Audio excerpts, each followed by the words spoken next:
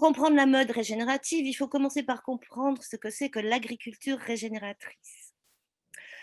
L'agriculture régénératrice, elle est constituée d'un ensemble de méthodes d'agriculture inspirées notamment par la paysannerie traditionnelle et la permaculture, ayant pour but de régénérer les sols dégradés, d'augmenter la biodiversité et de lutter contre les changements climatiques en favorisant la rétention du dioxyde de carbone. Donc en fait, l'agriculture régénératrice contribue à réduire les niveaux de CO2 engendrés par l'utilisation d'engrais minéraux et de produits agrochimiques de l'agriculture conventionnelle. Donc, elle repose essentiellement sur l'élimination du labour qui détruit les sols, la mise en place de cultures de couverture, la rotation des cultures, l'application de compost permettant d'augmenter biologiquement la fertilité des sols. Elle repose aussi sur le maintien de la biodiversité et la régénération des sols grâce à la restauration de la flore bactérienne, le recours au pâturage, et elle vise ainsi à associer productivité et protection des écosystèmes sur le long terme. Si vous voulez en savoir plus sur cette nouvelle agriculture, je vous conseille le film Kiss the Ground, qui est un documentaire qu'on trouve depuis quelques semaines sur Netflix. Alors, citer les noms, mais en fait, c'est un film qui est très, très bien fait et qui explique comment cette agriculture est née aux États-Unis, notamment en Californie. Alors, comment cela s'applique-t-il à l'industrie de la mode? Les fibres naturelles utilisées dans l'industrie de la mode, ce qui nous concerne, qu'elles soient d'origine animale ou végétale, sont toutes cultivées ou élevées dans des fermes. Et ainsi, lorsque la fibre est cultivée ou que l'animal producteur de fibres est élevé dans le cadre d'un système régénérateur, la fibre est donc dite régénératrice. Alors, vous allez en entendre parler de plus en plus, hein. Il y a des marques qui déjà voilà, se disent régénératrices, notamment aux États-Unis, parce qu'ils sont toujours un peu en avance, mais ça arrive en France, en Europe. Comment savoir quand une fibre est régénératrice? Alors, c'est pas, c'est un terme qui n'est pas aussi répandu que le bio, mais qui gagne du terrain. Le chef de file dans ce domaine, c'est Fibershed. Je vais l'écrire voilà, dans le chat. Vous trouverez ça sur Internet facilement. Fibershed, c'est une organisation à but non lucratif basée en Californie qui construit des systèmes de fibres régénératives grâce à la recherche, l'éducation, avec des événements, des partenariats, et donc qui est basé sur un vaste réseau d'agriculteurs, d'éleveurs, de gestionnaires de terres, d'écologistes, etc., etc., comme on peut l'imaginer. Alors, existe-t-il une certification pour les produits régénératifs? Tout le monde se pose la question. Oui, il existe le label Regenerative Organic Certified. Je remets dans le... Excusez-moi. Hein. Certified, voilà. Et l'acronyme est ROC, facile à se rappeler. Qui fait actuellement l'objet d'un programme pilote. Donc voilà, c'est plutôt aux USA, mais on peut l'obtenir en Europe à partir du moment où on a une certification biologique pour les produits qu'on propose. Où en est la recherche en France? Et là, on arrive à notre table ronde. Les matières régénératives, elles se renouvellent, elles captent le carbone de l'air, elles sont des déchets issus d'autres secteurs d'activité. Nous allons parler de leurs usages, du procédé, du modèle économique. Et pour nous éclairer, je reçois aujourd'hui Denis Adams, chef de projet matériaux bio inspirés chez Sybios, qui travaille sur le biomimétisme. Alors, je ne la vois pas. Si, je la vois. Benoît Illy, président de Faire Fabrique, une start-up qui capte le CO2 de l'industrie pour le transformer en polyester. Nathalie Revol, qui est là, donc, qui travaille sur le développement chanvre pour l'association Lin et Chanvre Bio. Et Benjamin Malatré, fondateur de Ichthyo's, cuir marin, coproduit de la pêche et de l'industrie du poisson. Alors, je vais vous demander de vous présenter à tour de rôle. On va commencer par Dounia. Vous présentez s'il vous plaît, et vous nous dites quel est votre rôle chez Sybios et de quoi il s'agit en fait, en quelques mots. On a très peu de temps en fait pour les présentations. Bonjour à tous, merci de cette invitation. Donc, je travaille chez Cebios. Cebios, c'est le réseau français de compétences en biomimétisme. Donc, on travaille avec tous les acteurs dans le domaine du biomimétisme, c'est-à-dire s'inspirer du vivant pour l'innovation, par exemple dans les matériaux, mais également l'agriculture, etc. Et moi, je suis chef de projet, donc je suis à l'interface entre les industriels et les chercheurs académiques. Et on monte des projets sur ces sujets-là, donc dans le domaine plutôt matériaux. Je suis ingénieure docteur en physico-chimie des matériaux de formation. Ok, merci beaucoup. Alors, on va alterner garçon-fille. Benoît Illich, président de Fairfabrix. Qu'est-ce que c'est que Fairfabrix? Fairfabrix, c'est une start-up qui a été créée en 2019 et qui a développé un nouveau procédé pour transformer les émissions de CO2 de l'industrie en fibre de polyester, qui est la fibre la plus utilisée par l'industrie de la mode. 80% des matières de la mode, c'est du polyester, effectivement, oui. 60%, oui, environ 60%. Donc, c'est très majoritaire. Et moi, je suis le président. Ok. Nathalie Revol. Bonjour à tous. Moi, je suis chargée de mission pour l'association Lin et Chanvre Bio et je pilote les essais chanvre. Donc, l'association Lin et Chanvre Bio a été créée en 2013 à l'initiative de viniculteurs en bio. Elle comporte une centaine d'adhérents, donc ça va de l'agriculteur, le tailleur, filateur, tuteur, jeunes enseignes, jeunes créateurs. Donc, à peu près tous les maillons de la filière sont représentés au sein de l'association et on travaille sur deux axes. Le premier, c'est promouvoir et développer la culture du lin textile issu d'agriculture biologique. Et le deuxième axe, c'est de reconstruire une filière chanvre textile, plus particulièrement sur le modèle du lin depuis 2017. Merci Nathalie. Benjamin Malatré, fondateur de Ichthyos Cuir Marin. Alors, moi, je ne vois pas tout le monde sur le… Je suis là. Alors, est-ce qu'on m'entend? On m'entend bien? Oui, super. Oui. Bonjour, donc moi je suis le président fondateur de Ichthyos. Ichthyos, l'idée c'est super simple, c'est la première tannerie en création depuis 50 ans en France. L'idée c'est vraiment de revaloriser aujourd'hui une ressource qui est inexploitée, qui est issue de la consommation alimentaire, qui sont les peaux de poisson. Et donc on crée toute une nouvelle filière à mi-chemin entre les cuirs classiques que l'on connaît, bovins, etc., et tous les cuirs exotiques qui vont là être un peu plus généralement élevés pour leur peau. Merci beaucoup. Donc, on a hâte d'avoir vos développements et vos avis. Alors, moi, je vous propose de commencer avec peut-être cette start-up qui capte le CO2 de l'industrie. Moi, j'étais très intriguée pour en faire du polyester. Benoît Illich. Alors, Benoît Illich, je vous donne la parole. Vous avez… allez, on va dire 5 minutes pour raconter votre produit. Bien sûr, merci. Donc, nous, on s'attaque au problème des émissions de l'industrie textile. Aujourd'hui, c'est énorme. Certaines personnes l'estiment à 10% des émissions mondiales. Et toutes les marques sont engagées à être carbone neutre d'ici 2050. Mais aujourd'hui, elles n'ont pas vraiment de solution parce que tous les matériaux qui sont utilisés produisent des émissions en CO2 et principalement dans la partie extraction. Donc, nous, on a développé une technique qui renverse en fait le problème en solution. Au lieu d'émettre du CO2, on l'utilise comme brique élémentaire pour créer des nouveaux matériaux.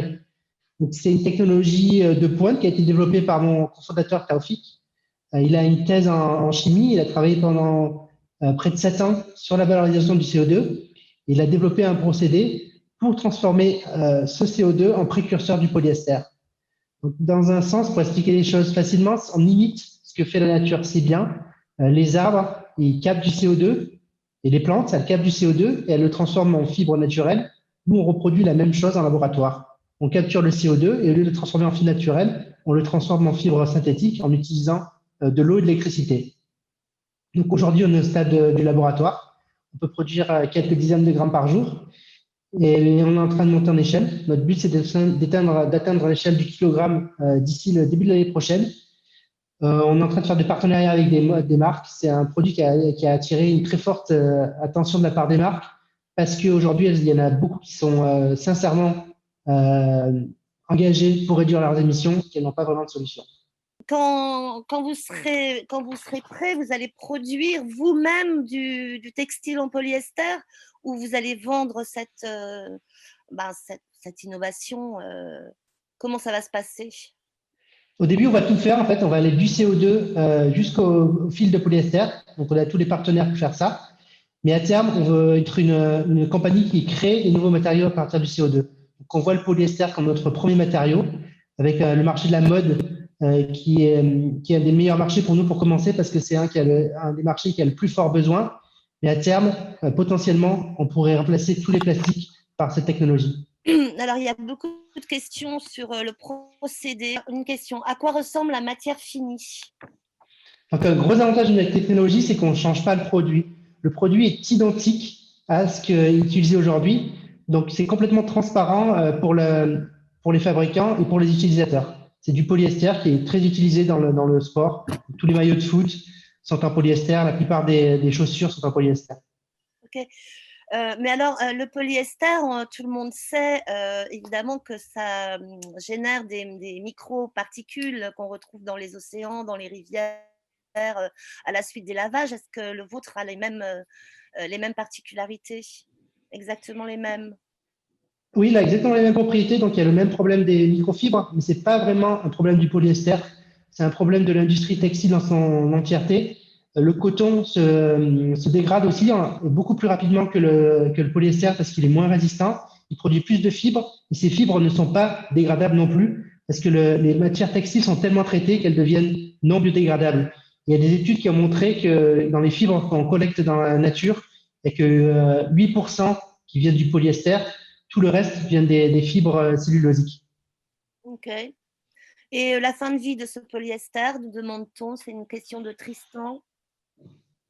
Donc, un gros avantage du polyester, c'est le plastique le plus facilement recyclable.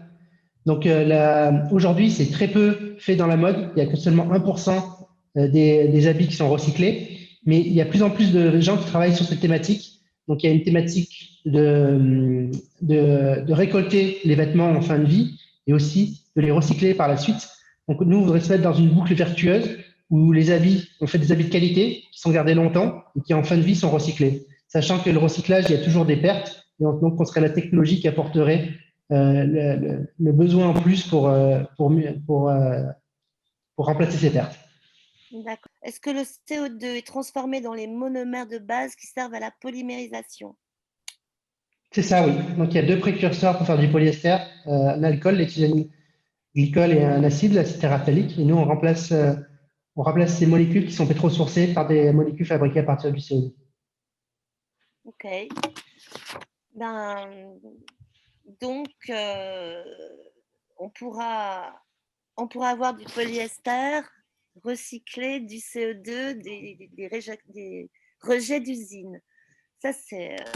C'est ça, oui. Dans le futur, on pourrait même faire quelque chose à partir du CO2 capté dans l'air. Donc, il y a beaucoup de startups qui travaillent sur cette thématique, de directement capturer le CO2 de l'air.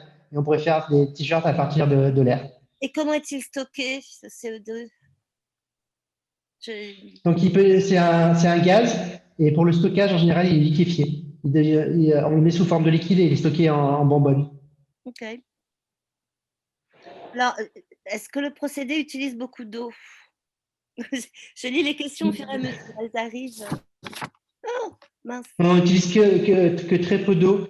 On utilise quelques centaines de grammes par kilogramme produit. Et sachant qu'aujourd'hui, à partir des matériaux pétrosourcés, on utilise entre 25 et 50 kilos. Et avec le coton, on utilise jusqu'à 4000 kg d'eau par kilogramme de coton produit. Oui, on connaît le problème du coton, bien sûr. Il y a certains cotons atmosphériques, mais bon. Demain, on va remplacer les pipelines par des CO2 lines. C'est notre but. Donc, on veut transformer le CO2, qui aujourd'hui est un déchet qu'on rejette dans l'air, à quelque chose qui a de la valeur. Et donc, ça encouragera les gens à le capter et à diminuer les émissions de CO2 et à diminuer les problèmes de changement climatique auxquels on doit faire face rapidement. Une dernière question, est-ce que le process de fabrication est une boucle fermée? Donc, aujourd'hui, oui, on est quasiment fermé. On n'utilise que du CO2, un petit peu d'eau et de l'énergie. Et toutes les autres matières chimiques qu'on utilise dans le procédé sont recyclées et réutilisées des milliers de fois. D'accord. Alors, j'ai une question de Philippe Rodinki. Avec qui travaillez-vous en Europe en tissu? Est-ce déjà applicable? Donc aujourd'hui, on est à l'échelle du laboratoire, donc on peut produire que des quelques dizaines de mètres carrés. Et on travaille avec des laboratoires de recherche. Donc là, notre partenaire principal, c'est l'Institut allemand pour le textile DITF. Alors, je vois qu'il y a d'autres questions. Quel est le bilan énergétique de l'opération de transformation et comment sont capturés les rejets? Bon, on a déjà répondu tout à l'heure, mais peut-être que cette personne n'était pas là. Donc la capture, on ne travaille pas sur ça, on utilise des technologies qui sont existantes. Donc les technologies existent sur le marché. Les industriels peuvent acheter des systèmes de captage du CO2. Ils ont des fumées de CO2 très concentrées. Et donc nous, on achète ce CO2 et après on le transforme. Donc il faut de l'énergie. Et l'énergie dont on a besoin est environ 6 kWh par kilogramme de polystyrène. D'accord. Merci beaucoup. Hein, c'était intéressant. Je vais passer la parole. Alors, je ne sais plus très bien où on en est on a pris un peu de retard. Donc, je vais passer la parole peut-être à Dounia pour qu'elle nous parle de biomimétisme. Merci beaucoup. Donc oui, je me suis dit que c'était peut-être un peu plus simple pour pouvoir discuter, d'avoir quelques images pour guider le discours, comme c'est des notions pas toujours très simples à suivre. Voilà. Donc oui, nous, on travaille sur le biomimétisme. Et le biomimétisme, c'est une innovation inspirée par le vivant. Donc si on va sur la slide suivante, on se rend compte qu'on va plus loin que la bio-inspiration. Donc oui, on est vraiment dans le biomimétisme, c'est une notion normée, c'est-à-dire qu'il y a des normes internationales qui vont positionner ça comme l'intersection entre la bio-inspiration, qui est l'inspiration du vivant en général, et l'éco-conception. Donc on a vraiment une but de développement durable lorsqu'on parle de biomimétisme. Et cela s'applique à beaucoup de thèmes. Ça peut être la gestion de l'eau, ça peut être l'énergie, les matériaux, ça peut être également l'agriculture, l'habitat.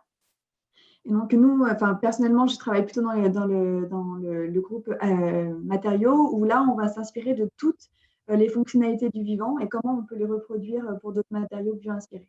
Donc, par exemple, on peut s'inspirer des fonctions. Donc, comment on va s'inspirer à la fois des matériaux qui sont modulables par des injonctions extérieures, comme un changement d'humidité pour pouvoir s'ouvrir, comme la pomme de pin. Donc ça peut avoir des applications dans le textile pour des vêtements qui sont intéressants pour… merci. Intéressants, par exemple, pour des vêtements sportifs ou techniques. On peut avoir également des texturations intéressantes. Donc, on parle beaucoup de ce maillot de bain inspiré de la peau de requin pour aller plus vite. Mais c'est vrai que ce qui est plus intéressant, par exemple, de savoir, c'est que la peau de requin, elle est antibactérienne. Donc, si on s'intéresse vraiment à la nanostructuration de la peau de requin, on peut faire les autocollants. C'est ce qui existe, ça s'appelle Sharklet, qui va être antibactérien et qu'on peut coller sur les poignées des portes d'hôpitaux, par exemple. On utilise moins d'antibiotiques et donc on a moins de résistance microbienne à la fin. On a plein de matériaux intéressants, mais ce qui est comme ceux-là qui s'intéressent du coup à la protection, inspirés des insectes. On peut s'intéresser également sur la slide suivante à tout ce qui est procédé. Donc, dans le vivant, on a beaucoup de fibres. Vous en utilisez beaucoup, des fibres naturelles.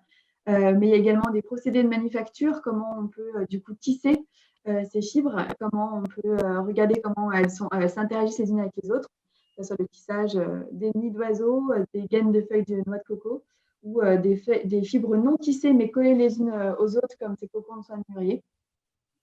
Et on peut aller également sur des protections et sur la slide suivante, sur des vêtements encore plus techniques.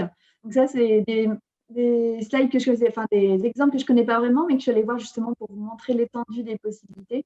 Lorsqu'on va vraiment côté technique, qu'on peut voir l'intérêt des applications sur le camouflage thermique, des matériaux anti-bruit en s'inspirant des poils des thorax de certains papillons, des protections mécaniques en regardant plutôt des membranes de crustacés ou des matériaux anti-flammes en s'inspirant des capacités de matériaux fabriqués par les abeilles. Donc ça, c'est vraiment une diversité, c'est pour vous montrer un panorama et vous montrer que le biomimétisme peut vraiment aussi s'appliquer au textile. Et si on va un peu plus loin en général, on peut également regarder donc, tout ce qui est gestion de l'eau, tout ce qui est séquestration du CO2, tout ce qui est dans l'usine, tout ce qui est anti-fouling, donc pour ne plus avoir de problème dans les tuyaux de protection. Donc vraiment, le biomimétisme est intéressant pour toutes les zones de l'industrie.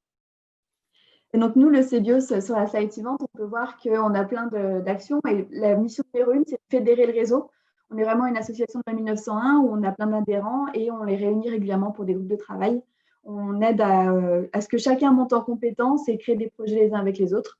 Et on accompagne de nombreux projets industriels tout en développant des méthodologies. Voilà, je serais ravie de discuter avec vous si vous avez plus de questions.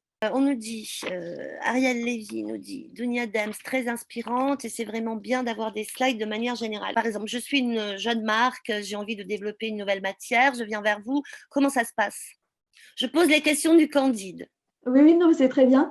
Du coup, si vous êtes une jeune marque, ça va être un peu, on va essayer de vous présenter dans la globalité toutes les possibilités du biomimétisme. Ça peut être côté vraiment produit ou ça peut être plutôt côté manufacture et interaction avec d'autres entreprises également. Donc, si vous êtes une nouvelle marque et que vous voulez en savoir plus sur le biomimétisme, on vous conseillera tout à l'heure de lire de nombreuses ressources que vous pouvez trouver d'ailleurs sur notre site internet et qui sont libres d'accès.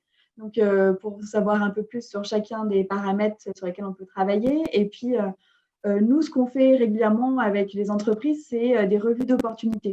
Donc, ils ont un problème technique bien précis et donc on va chercher dans la littérature, dans la bibliographie, tous les modèles biologiques qui ont les mêmes contraintes et les mêmes problématiques et comment eux répondent à cette question-là. Donc, ça peut être, par exemple, on a besoin d'une nouvelle adhésif, on a marre d'utiliser cet adhésif qui a du formaldéhyde et on va regarder dans le vivant toute la façon de faire de l'adhésion. Et l'adhésion, ça peut être de l'adhésion chimique, ça peut être de l'adhésion mécanique. Vous connaissez tous le velcro. Oui. Le velcro, c'est inspiré de la graine des fruits de la bardane. Donc, c'est vraiment en s'inspirant de comment cette graine s'accrochait aux fourrures d'animaux que Georges de Mestral, cet ingénieur suisse, a inventé ce système de fixation qui est à la fois sec et réversible. Donc, ça a une nouvelle capacité d'adhésion. Et donc, on peut faire tout un panorama comme ça de stratégie pour trouver des nouvelles idées qui sortent un peu de son champ des connus. Et après, donc, on met en contact avec d'autres startups, avec d'autres entreprises, d'autres gros groupes, parfois avec des laboratoires académiques pour faire des projets de plus grande envergure si c'est le besoin. Alors, on nous demande, avez-vous des exemples d'applications au quotidien dans le textile autres que les combinaisons de natation?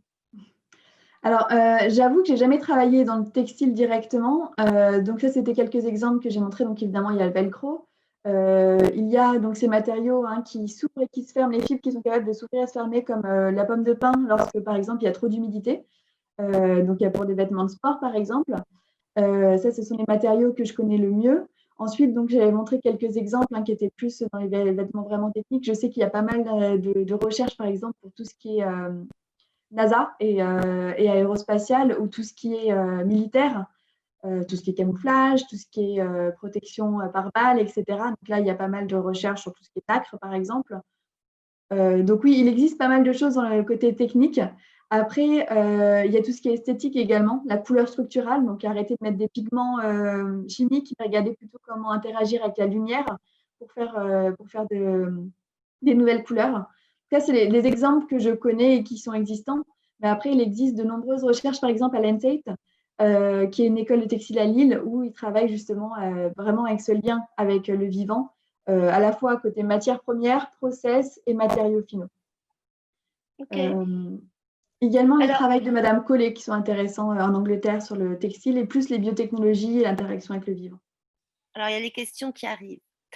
Y a-t-il eu des recherches sur des matières déperlantes type feuilles et lotus nénuphar? Oui, ça, ouais, il me semble. Tout à fait, c'est assez bien connu, que ce soit dans le bâtiment ou pour les vêtements, tout ce qui est des matériaux très hydrophobes, à la fois par la composition chimique et par la nanostructuration de surface, des petits plots qui vont repousser l'eau et qui permettent d'avoir aussi des vêtements hydrophobes.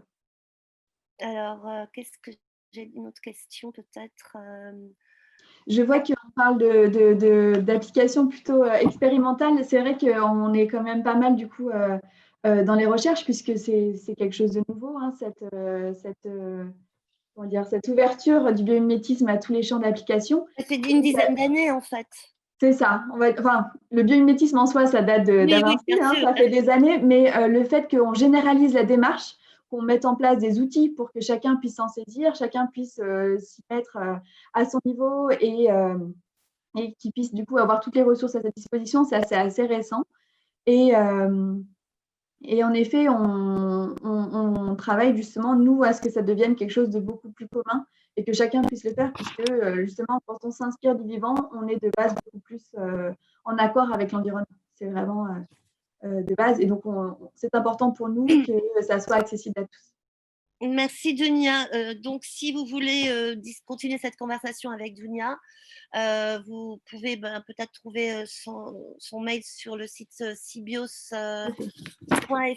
ou .com. .com, mais vous avez sur Cebios, vous avez des ressources et puis une boîte de contact auquel on répond. Je suis obligée de passer la parole aux personnes suivantes. Nathalie Revol qui va nous parler du chanvre. Nathalie, est-ce que tu peux nous expliquer pourquoi le chanvre est la matière régénérative par excellence pour l'avenir, bien qu'elle l'ait été dans le passé déjà? Qu'est-ce qui s'est passé? Parce que le chanvre, c'est une plante textile végétale qui n'a besoin d'aucun traitement phytosanitaire lors de sa culture, et qui, comme c'est une plante étouffante, elle n'a pas non plus besoin de désherbage, ni mécanique ni chimique. Les racines pivots du chanvre structurent le sol et laissent derrière la culture un sol propre. Donc, c'est en cela que le chanvre est une culture régénératrice. Donc, le chanvre, comme le lin, c'est une plante libérienne, c'est-à-dire que la fibre se situe sur la tige auquel elle est collée par une pectine. Et donc, pour pouvoir travailler ces fibres, il faut enlever la pectine et ça, c'est le rouissage. Donc, autrefois, ça se faisait dans l'eau. Donc, on trempait les tiges dans les rivières, les étangs, les fleuves. Et aujourd'hui, ce sont des pratiques qui sont interdites car elles sont polluantes dans le sens où lorsqu'il s'agissait de rouir juste pour un cordage et les 2 chemises pour la ferme, tout allait bien. Pour construire une industrie textile, des tonnes de matière organique dans l'eau, c'est pas possible. Donc, dans les années 50-60, on a commencé à expérimenter le rouissage au champ. Ça consiste à poser les tiges sur le sol et là, les bactéries naturellement présentes dans le sol, grâce à l'alternance du soleil et de la pluie, sont activées et viennent et rongent la pectine qui colle la fibre à la tige. Donc, c'est vraiment une phase indispensable pour le travail des fibres libériennes, le rouissage. C'est vraiment une des clés de voûte de ces fibres. Actuellement, Nathalie, les fibres libériennes, c'est le chanvre, le lin et l'ortie. C'est ça. Et donc, actuellement, pour le chanvre, en recherche et développement en France, il y a 4 procédés en cours qui visent à extraire soit de la fibre longue, donc 80 cm, 1 mètre, soit de la fibre semi-longue, entre 25 et 40 cm, ou de la fibre cotonisée, donc plus proche des 4 cm, ou de la fibre cellulosique. Donc, nous, à l'association Lin et Chanvre Bio, on travaille sur le premier procédé, donc pour produire des fibres longues, ce qui fait que nous sommes confrontés à une deuxième gageure, car comme pour le lin, pour travailler les fibres longues, il faut garder les tiges parallèles du champ à la filature. Parce que le filateur, en fait, reçoit les fibres et il les peigne avant de les tauronner pour faire un fil. Donc, il n'est pas possible de lui envoyer des fibres emmêlées. Donc, pour le lin, dans les années 50-60, on a commencé à mécaniser la récolte et à inventer des machines agricoles qui conservent cette parallélisation. Ce sont des machines qui s'appellent aujourd'hui des arracheuses, des retourneuses, des souleveuses, des tailleuses. Ce sont des machines agricoles qu'on ne trouve que dans le milieu du lin. On ne le trouve pas dans le reste du monde agricole. Et c'était déjà compliqué pour le lin de fabriquer ces machines-là pour une plante qui mesure 1 mètre. De surcroît, c'était dans une période où il y avait un engouement tout nouveau pour les fibres synthétiques, le polyester, le nylon.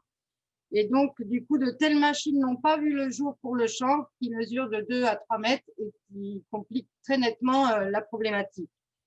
Donc, nous, à l'association, en 2017, on a commencé en parallélisant le chanvre manuellement sur des micro-parcelles. Ça nous a tout de même permis, avec nos partenaires, de faire un fil 100% chanvre et d'aller jusqu'au jean. Donc ça, c'est un jean 100% chanvre avec du chanvre cultivé en France. Ça nous a permis de montrer la faisabilité du process. Donc, en 2019, on a fait l'acquisition d'une petite faucheuse paralléliseuse en Chine qui nous a permis d'agrandir nos surfaces d'essai. Néanmoins, aujourd'hui, on travaille sur 12 hectares en recherche et développement. Mais ces petites faucheuses ne sont pas une solution satisfaisante en l'état parce qu'elles parallélisent bien, mais par contre, elles alignent mal et surtout, elles ne coupent pas le chanvre en sections d'1 mètre, ce qui est indispensable pour pouvoir ensuite utiliser les retourneuses, les souleveuses et amener le chanvre dans les teillages. Donc, l'association travaille beaucoup à ce frein majeur qui est la création et l'amélioration d'un outil de récolte adapté et dédié au chanvre. L'atout majeur de ce process, c'est qu'il permet des fibres de grande qualité et de faire du fil 100% chanvre. Et du coup, c'est une haute valorisation pour l'agriculteur. Maintenant, pour le process des fibres demi-longues, donc ça se passe dans le Lot, c'est la société M-Act qui travaille actuellement à la construction d'une ligne pilote pour extraire donc des fibres semi-longues. Elle devrait être opérationnelle au printemps 2021. Donc, l'atout majeur de ce process, c'est qu'il n'y a pas besoin de parallélisation au champ et ça permet aussi de faire des fils 100% chanvre. L'inconvénient, c'est qu'on ne peut pas faire en principe des fils aussi fins qu'avec les fibres longues. C'est un postulat que l'on va vérifier ensemble à l'issue de nos essais et filatures respectifs. Donc, mais a priori, on ne peut pas faire un fil aussi fin qu'on peut le faire avec le procédé fibre longue. Le troisième procédé, donc la fibre cotonisée, là, c'est un procédé qui intéresse plus particulièrement les chanvrières traditionnelles. Donc, ça consiste à hacher la fibre en longueur de 4 cm et ça passe en filature type coton. Donc, alors ça, c'est déjà possible de trouver des objets, des chaussettes, par exemple, chez Decathlon. Oui, tout à fait. Tout à fait. Donc, là, on peut filer d'ores et déjà en filature type coton, et on en trouve d'ores et déjà. L'inconvénient majeur, c'est qu'on ne peut pas filer en 100% chanvre. Par contre, l'atout majeur, c'est qu'il n'y a pas besoin de parallélisation. Et on trouve déjà des chaussettes chez Decathlon, des rideaux chez Ikea et Levi's a fait des jeans plus récemment avec ce procédé-là. Donc là, le chanvre est à la hauteur de 23% à peu près par rapport au coton. Nathalie, on a une question. Ensuite, je suis désolée, mais il va falloir qu'on passe à Benjamin ensuite parce qu'on est un peu en retard. J'ai une question d'Isabelle qui demande pour la culture du chanvre, faut-il des terres agricoles particulières? Ça, je pense que c'est intéressant comme question. Alors, pour la culture du chanvre, il ne faut pas spécialement des terres particulières. Par contre, il faut décider à l'avance pour quelles raisons on cultive du chanvre. Est-ce que c'est pour faire de la graine, de la fibre pour le bâtiment, du textile? Et là, il faut surtout être à proximité d'un outil de transformation. Parce que si vous êtes à plus de 150 km d'un teillage pour faire du chanvre textile ou d'un défibrage pour faire du chanvre pour le bâtiment, vous ne pourrez pas transformer votre chanvre, donc ça ne sert à rien dans ce cas-là de cultiver du chanvre. Et une autre question, quels sont les filateurs qui proposent aujourd'hui du chanvre cotonisé? Alors, il y en a notamment au Portugal. Il y a Mundifio, Intercote et Litia en Slovénie. Bon, après, je ne connais pas la liste exhaustive des filateurs type coton qui proposent du chanvre cotonisé. Mais je pense qu'en vous rapprochant de la chanvrière de l'Aube, vous pouvez avoir des indications à ce niveau-là. Alors, je vais le mettre dans le chat. Voilà. Écoute, je te remercie. Je suis désolée, on a un petit peu de retard. Est-ce que tu as quelque chose à rajouter en conclusion? Oui, à toute vitesse, juste pour parler du dernier procédé qui, lui, est un procédé type viscose, donc il vise à extraire la cellulose du chanvre et qui donne une fibre biodégradable qui est à même de remplacer les polyesters qu'on trouve notamment dans les vêtements de sport, les vêtements techniques. Donc, voilà. En conclusion, on a fait un petit tour sur les 4 procédés. Si vous avez d'autres questions, n'hésitez pas à nous rejoindre sur le site de l'association linchanvrebio.org. Merci Et on beaucoup. nous dit longue vie au chanvre. Alors, merci beaucoup Nathalie. Je passe à Benjamin. Je suis désolée, on est en retard. Pardon, mais voilà. Benjamin, donc tu vas nous parler de peau de poisson. Je te laisse la parole. Si tu peux aller un peu vite. Allez, on te donne 5 minutes. Ça marche. Voilà, l'idée en fait de Ichthyos, c'est une aventure qui a commencé en 2016, qui part d'un constat simple mais évident de se dire qu'on consomme autant de viande que de poisson et même de plus en plus de poissons par rapport à la viande, et qu'aujourd'hui il n'existe aucune filière de valorisation pour ces peaux. Alors on parle de quoi? On parle environ de 50 000 tonnes de peaux jetées à la poubelle chaque année en France et 500 000 en Europe. Donc c'est juste un désastre écologique parce que ces peaux aujourd'hui génèrent du CO2, génèrent d'autres composés par leur biodégradation naturelle. Et donc on a proposé, Ichthyos propose une filière de valorisation en les transformant en cuir. Alors pourquoi le cuir? Le cuir, c'est le premier matériau éco-circulaire en fait. C'est le premier matériau qui est issu d'une activité humaine qui était la chasse à l'époque, à l'origine, et qui recycle du coup des peaux animales en un matériau durable.